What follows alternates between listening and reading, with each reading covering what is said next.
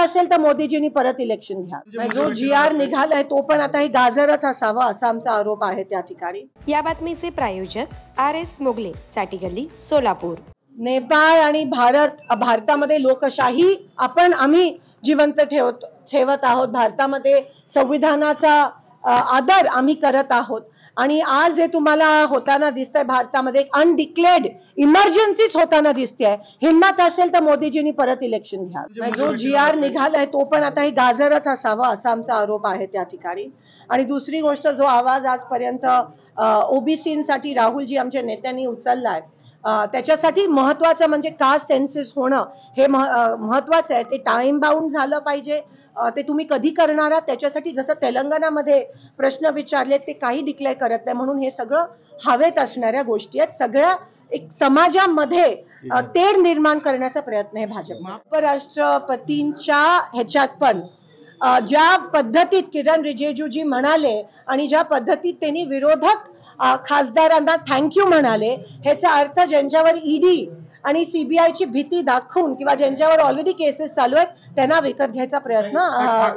100% कारवाई. पहिले तर यादीमध्ये नावं घेऊ देत आणि मग एक एक करून, कदाचित मागच्या 15-20 वर्षात आम्ही कधी अधिकाऱ्यांवर त्या प्रकारचं हक्कभंग काँग्रेस पक्षाने, म्हणजे अगदी गुड्डेवारजी जेव्हा होते तेव्हा पण त्यांना दुसऱ्या जिल्ह्यातून हे आणला. आता ज्या पद्धतीत राजकारणाचा वापर होतोय तो तसा गैर वापर काँग्रेसने कधीच केला नव्हता. हे लोक राजकारणाला एका वेगळ्या खालच्या पातळी, विधानसभेत पण झालं EVM माध्यमातून, तिथे पण दबाव होता लोकांवर, वोट चोरी झाली आणि त्याच्यानंतर तुम्ही दिसताय की मोकळं मैदान मिळालं या लोकांना.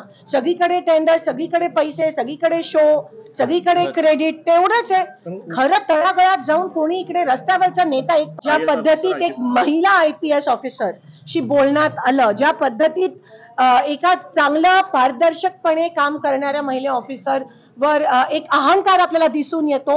शासनाकडून सत्ताधारी अहंकारी झालेत. त्यांना लोकांची काही पडलं नाही. IAS अधिकाऱ्यांची त्यांच्या दबावाखाली त्यांना पण दबाव आणण्याचा त्यांच्यावर प्रयत्न केला, पण महिला असल्या कारणाने एक संवेदनशील अधिकारी असल्यामुळे ती दबावाखाली आली ना, त्या दबावाखाली आल्या नाहीत. तसंच काम जर आमच्या आयुक्तांनी केलं तर त्यांना सलाम. 100% हातचे बाहुली झाले, दबावाखाली आलेत. आज तुम्ही सगळे होते आणि आयुक्ताकडून काय बोलण्यात आलं की जर मी यादी ती कट केली, त्या यादीमध्ये काही कामं कट केली तर अडचणीचं काम ठरेल. मी आज सगळ्या ठिकाणी गेली, आम्ही सगळे होतो. पंचनामे हे शो करतात माझा अनुभव सांगते. जे मागच्या वर्षी अतिवृष्टी गावात झाली होती ग्रामीण भागात, त्याचे पैसे, पिकांचं नुकसान जो झाला त्याचे पैसे अजूनही मिळाले नाहीयेत.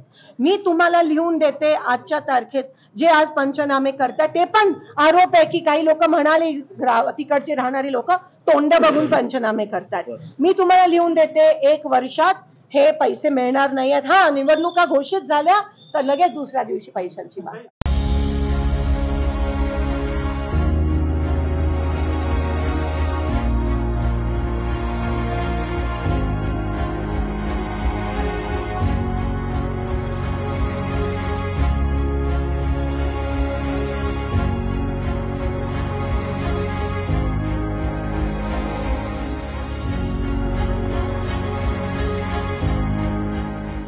Kia, movement that inspires.